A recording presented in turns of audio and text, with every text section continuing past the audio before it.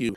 Mr. Allison, thank you for sharing a little bit about what aviation might be like in the year 2050. There's been a lot of exciting and innovative technological and designs that no doubt will have a major change in our transportation system in the future. Advances to engine and commercial space vehicle designs, such as hybrid electric and all-electric engines or alternative fuel sources, which could make flight operations more sustainable and environmentally friendly. Could you please speak further on what this might look like for your industry?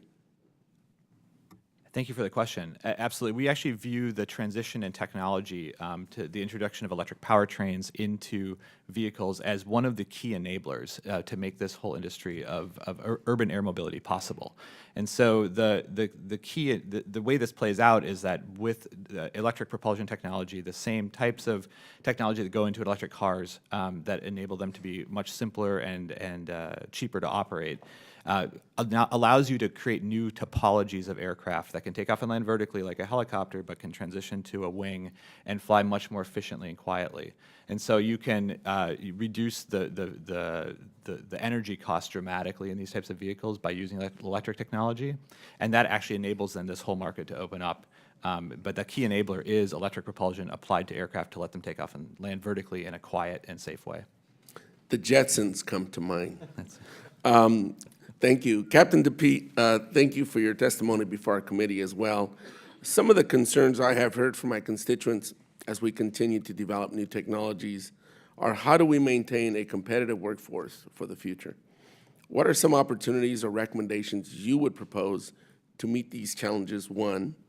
And two, in your testimony you mentioned improving diversity within the aviation workforce. Can you explain further on what this would look like? Absolutely, thank you. And we are intimately involved in every aspect of diversity across the board, including participation now with the new requirement for the Women in Aviation Working Group that's going to take place on. And we have already placed a person on that to represent us. There's 14 members, I believe, on that. But this all comes under our efforts of what we call a professional development group, and that area that I told you earlier was the future of the profession. So we're really heavily invested in encouraging people to come forward and get involved in studies that would help facilitate a career in aviation. Of course, I was a poli-sci major, I will say that, but I still got in.